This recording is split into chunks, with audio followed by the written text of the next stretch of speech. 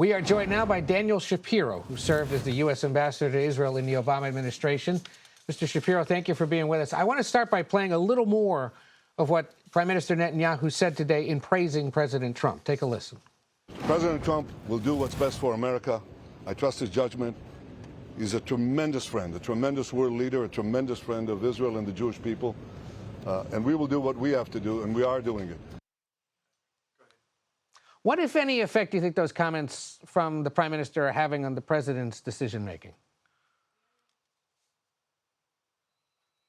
Thanks for having me, Ed. Look, I think the president has to not be swayed by how a foreign leader speaks about him or of him, and really focus on what the U.S. interest is and what the outcome we want to achieve is. The outcome that he set as his goal in the negotiations that preceded the Israeli operation was ending all enrichment in Iran. And that is the way you would ensure that Iran would never be able to have a nuclear weapon. And it really comes down to that underground site at Fordo. Now, we know that the U.S. has unique capabilities, bunker busting capabilities to get to that site different from Israel's. Now, by making clear that he has that option available, by putting in place the forces necessary, he's opened a window of time, fairly narrow, to make clear to the Iranians, and it should be presented this way. You're going to have to give that facility up one way or the other. You can give it up in this window of time through diplomacy, maybe this meeting with the European foreign ministers tomorrow in Geneva. Maybe it'll be supplemented by some Gulf states who are allies of the United States going to Iran and saying, look, you really have to take this deal that's being offered to you. Otherwise, it will be this facility will be destroyed. But then he has to be willing to back that up if Iran says no. So we have a window of time to either get what we need through diplomacy, and if not, then to do it through military force. Earlier today, the White House press secretary had this to say about Iran's nuclear capabilities. Iran has all that it needs to achieve a nuclear weapon. All they need is a decision from the supreme leader to do that. And it would take a couple of weeks to complete the production of that weapon, which would, of course, pose an existential threat, not just to Israel, but to the United States and to the entire world. Based on your knowledge of the situation, do you agree with her assessment? I don't have access to the most recent intelligence, but I served in the government until January.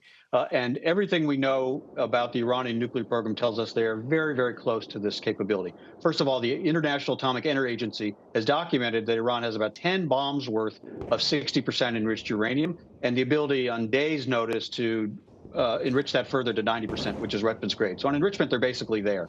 Then we know that they have taken steps to do research and get other technologies organized so that if the supreme leader gave the order to weaponize, to actually build a weapon with that enriched uranium, they would be able to do it in a fairly short period of time, and they've gotten that time progressively smaller. So I don't know if it's 2 weeks, 3 weeks, but it's too close for comfort for a regime that openly calls for Israel's destruction, that has twice last year conducted a blatant act of war, massive barrages of missiles and drones against Israel, that arms proxies around the region. It's simply too close for comfort to allow them to get that close. And that's why the standard of no enrichment, where that means no ability to build a nuclear weapon, is the right one.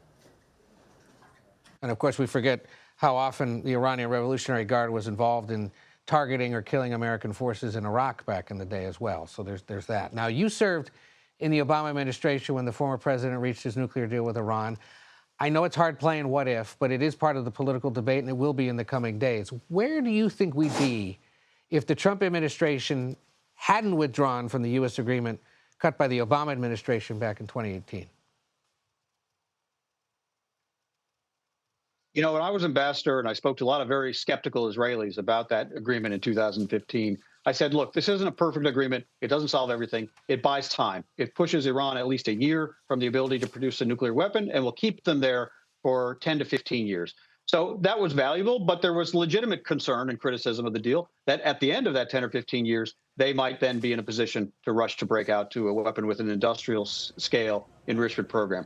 When President Trump withdrew from the agreement in 2018, which I thought was a mistake, he basically shortened that time. And so we face this crisis today in 2025 that we might have otherwise faced in 2030. So it's not a huge difference in the sense that we probably would have reached this point sooner or later. But I don't want us to be hung up on having this debate about history. That's too much of the focus of the conversation. What did Obama do? What did Trump do in 2018? Who was right? Who was wrong? We should really be focused on the outcome we want. And the outcome we need is ensuring that Iran has no enrichment capability. That's the only way we'll be certain that they will not, at some point at a time of their choosing, put together this nuclear weapon and pose this existential threat to Israel and to other nations, to our allies and friends, and potentially to even U.S. people in that region as well. Well, former U.S. Ambassador to Israel, Daniel Shapiro, thank you for stopping by. We'll continue having this conversation. We appreciate your perspective today.